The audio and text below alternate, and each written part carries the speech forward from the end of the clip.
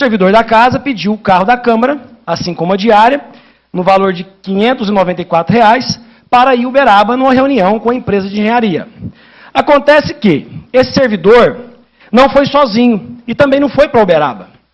No mesmo dia que ele pediu para ir para Uberaba, ele utilizou o veículo da Câmara com a outra servidora para ir para Barretos. E de Barretos eles foram para a cidade de Conquista. E o detalhe é que essa servidora estava de férias. Então ela não teria por que ir fazer esse serviço na cidade de Barretos. Então, na época eu fiz um requerimento ao então presidente, vereador Quirino François, e solicitei informações dessa viagem.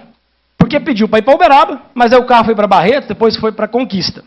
E a resposta que eu tive do então presidente foi, abre aspas, a presidência da Câmara recebeu informações acerca de possível uso indevido do veículo no dia 21 de setembro de 2018.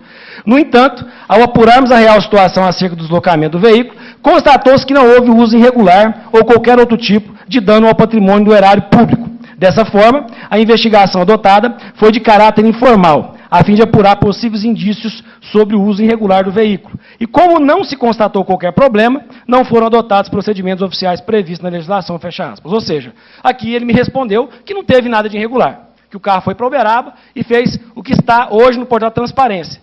Tirei hoje as informações. Pode colocar a imagem, por favor? A senhora Priscila Viana, ela é advogada aqui, contratada, né? Teve o seu contrato renovado agora por mais 24 meses, no valor de R$ 228 mil. E ela diz o seguinte, olá, acredito que as coisas vão se acalmar. A Jaqueline vai trabalhar em casa para se concentrar e deixar tudo pronto em relação à licitação das obras. E não participará de mais nada em relação à obra, exceto se for assunto itinente às licitações. Ela e o João vão evitar de se encontrar durante o horário de expediente. Ele vai devolver o valor das diárias dos dias que fizeram cotação e que foram para a Conquista. Né? Então, quer dizer, aqui está confirmado que o carro foi para a Conquista. Só que o presidente omitiu essa informação.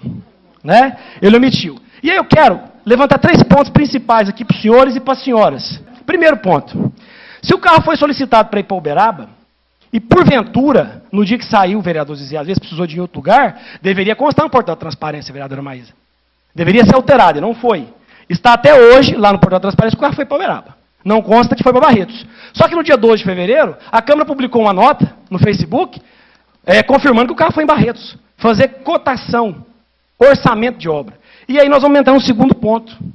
A atribuição do servidor é fiscal de obra.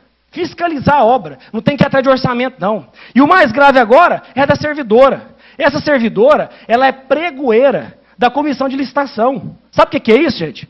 Ele não pode ir atrás de orçamento.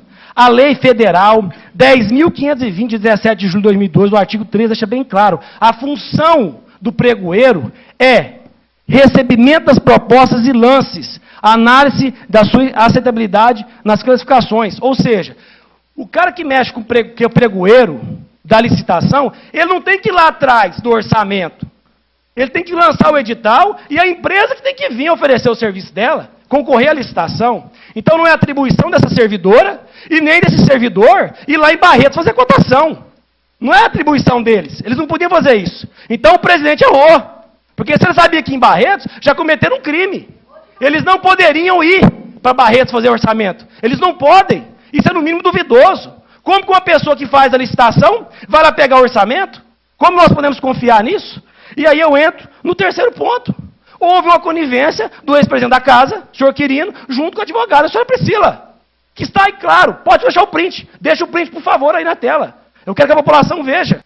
E o que a gente fica indignado ao ver situações como essa é a omissão. É isso que nos preocupa. Entendeu, Julião? É isso que nos preocupa. Porque contratou-se uma empresa e pagou-se para ela mais de 100 mil reais. Do nada rescindiu o contrato. Quando nós convidamos a empresa para vir prestar esclarecimento, não pôde usar a palavra. E aí você tem acesso a uma conversa, que inclusive já está no Ministério Público, isso aí, onde a senhora Priscila, dona de um escritório, está orientando a servidora a trabalhar em casa e ainda orientando o servidor a devolver a diária.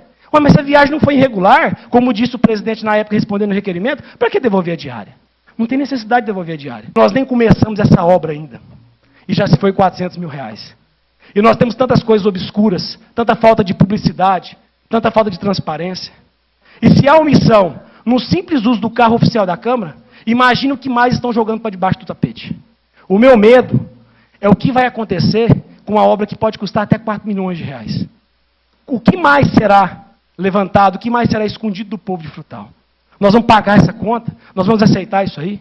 Essas denúncias já estão no Ministério Público e eu espero muito que o Ministério Público seja justo para que nós possamos defender a coerência com o dinheiro público aqui da cidade de Frutal. Muito obrigado.